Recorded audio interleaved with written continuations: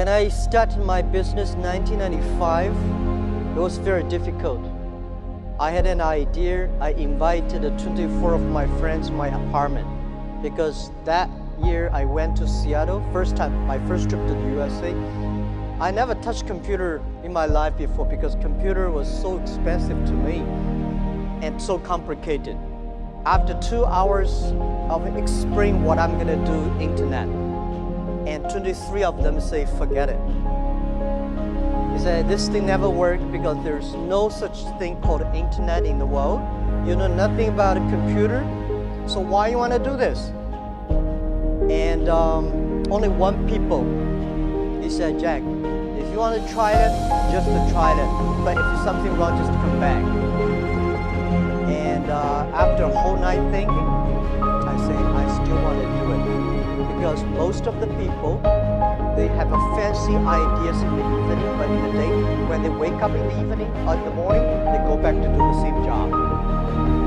We have to do something different. So from there, I started my business borrowing $2,000 from my relatives and friends.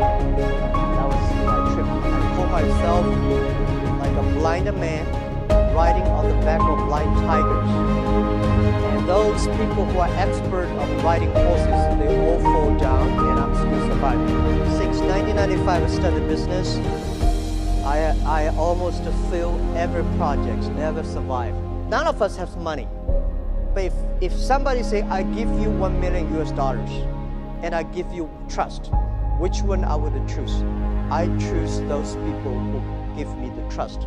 Because it's the trust that make us be united. When I go to the China company registration office, I said, I want to register a company called Hangzhou Hope Internet Company. The guy looked at me saying, this is the English dictionary. Tell me there's no word called internet. Why you want to register a company called internet? So I cannot register company name in order to prove I was not lying. I invited my friend who is a TV man. Take the TV camera, they all stay in my home and they just try to take the picture. I dive from Hangzhou to Shanghai to America to connect the internet. It took us 3 hours and a half to download the first project page. So I have to make like 100 stars to keep my journalist friends to stay and wait because to prove that I'm not telling a lie. For the first 3 years of Alibaba, we had no revenue, no business model.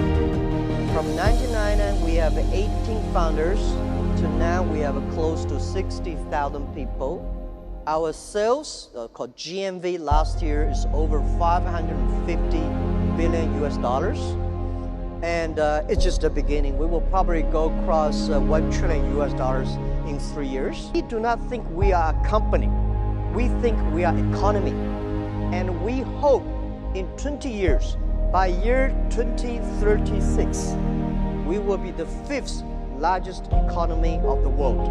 I've been saying this to my team since when we were in the apartment. When we're in the apartment, I say, guys, in next 10 years, or in the future, Alibaba will be the top 10 websites of the world. And my founders look at me and say, what does number 10 mean? Today we are ranking like a 500 million, something like that. But you have to believe it. I think as an entrepreneur, if everything is ready, that does not need you. Because nothing's ready, that needs entrepreneurship. When Netscape was so good, we never thought it would disappear. Yahoo was good, we never thought like it today. So don't believe you'll be good all the time. Be paranoid. Just to finish the first 100 meters yet. Do not think the people beside you is so competitive. Running for another 3,000 meters, then you know who is competitive. So I thought when I'm 40, I can go back to teach. But when I'm 14, oh my God, life was so tough, so tough. My company almost in big trouble. So I say, I should not leave. And then I say, when I'm 45, I should retire. When I'm 45, I cannot stop it. And then I start to prepare, say, people say, Jack, you are the next Bill Gates. I say, I cannot compete with Bill Gates, but I can compete with Bill Gates who can retire earlier. The thing is, I don't want to die in my office. I want to die on the beaches. I was trained to be a teacher, and I benefit because I don't know anything about technology, computing. I still puzzle about what is software, how software can work. And I do not know about accounting, marketing. I know very little about that. But the thing I learned from being a teacher, that a teacher always wants his students to be more successful and better than you are. So this is, I learned to be a good CEO. Look at the young man. If you think he will be your boss, he will be my boss in 5 years, I am. As an entrepreneur, today is very difficult. And tomorrow is even more difficult. The day after tomorrow is very beautiful. Most people die tomorrow. You have to work hard, you have to learn, you have to rely on your team.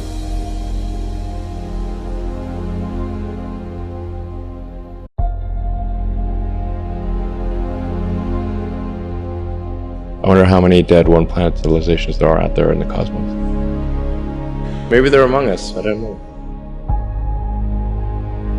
Yes, it's funny, the universe appears to be 13.8 billion years old. Earth, like 4.5 billion years old.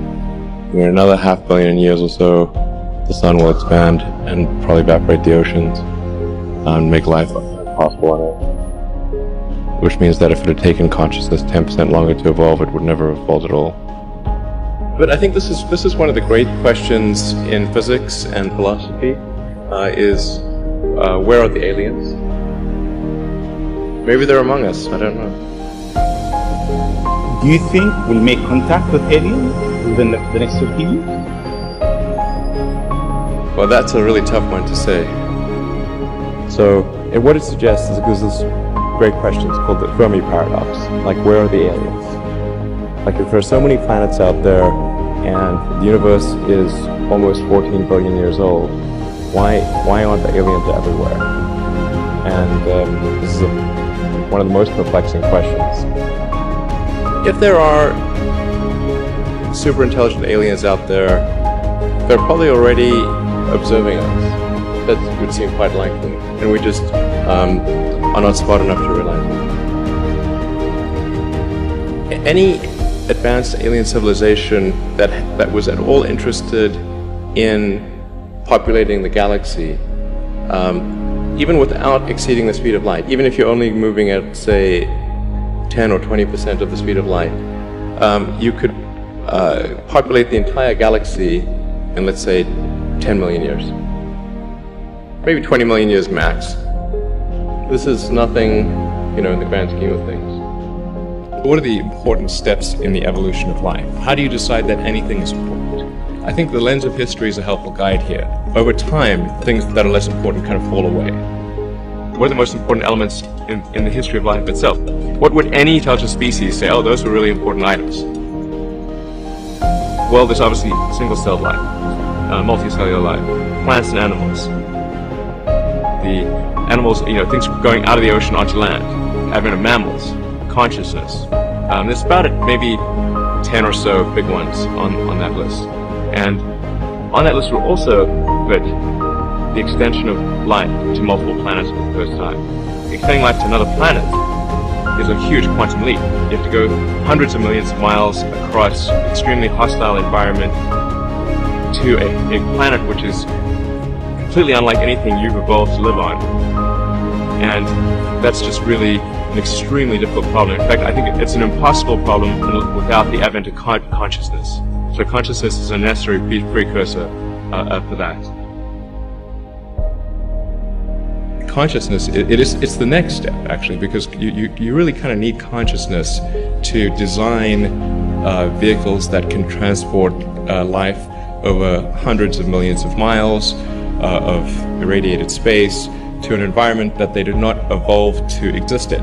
Basically, if it took an extra 10% longer for conscious life to evolve on Earth, it wouldn't evolve at all, because it would have been incinerated by the sun.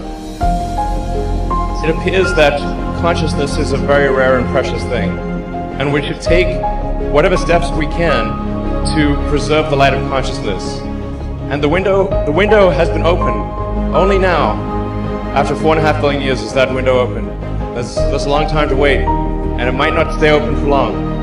I'm pretty optimistic by nature, but there's some chance that window will not be open for long. And I think we should become a multi-planet civilization while that window is open. And we should do it now. Thank you.